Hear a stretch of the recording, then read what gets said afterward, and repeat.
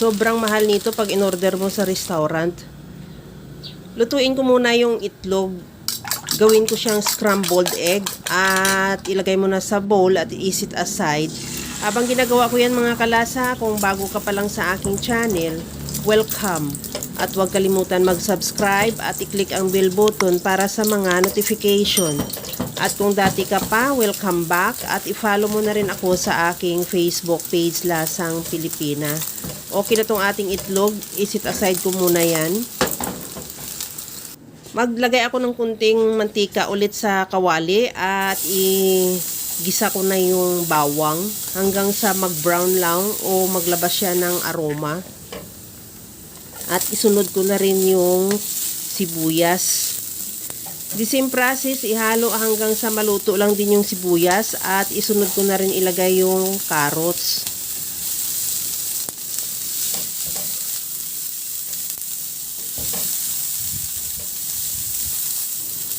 Okay na rin tong ating carrots. Ilagay ko na yung luncheon meat na hiniwa ko lang ng maliliit na pa-cubes. Ihalo lang hanggang sa maluto o magkulay brown lang ng kaunti. Dahil luto na rin din naman yan. Hindi naman natin kailangan lutuin ng matagal. Maglagay din ako ng mais. At timplahan ko na siya ng asin at paminta.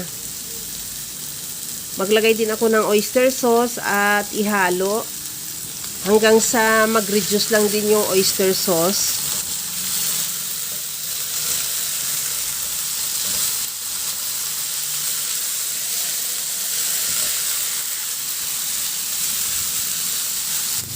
Lagyan ko rin ng bell pepper.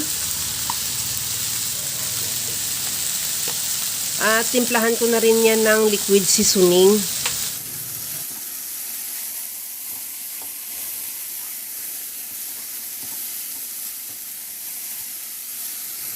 Sa puntong ito, ilagay ko na yung ating bahaw o yung kaning lamig.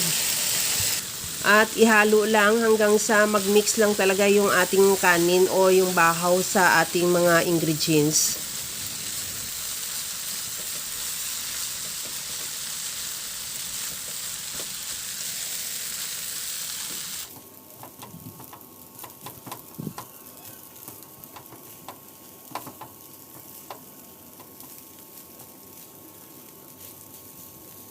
Okay na tong ating kanin, na-mix na rin siya ng mabuti sa ating mga ingredients.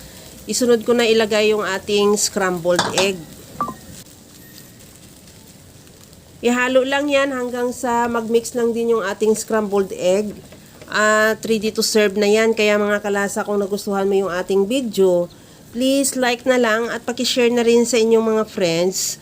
At kung bago ka pa lang sa aking channel, subscribe na at i-click mo na rin ang bell button para sa mga notification. Okay na tong ating napakasarap na fried rice at ready to serve na. Kaya mga kalasa, alam ko kayang-kaya mo tong gawin dahil sa sobrang simple at napakadali niya lang lutuin. Kagaya lang lagi sa sinasabi ko na wala namang hindi marunong magluto basta sa simpleng paraan lang. Hanggang sa muli mga kalasa. Thank you for watching. Bye-bye!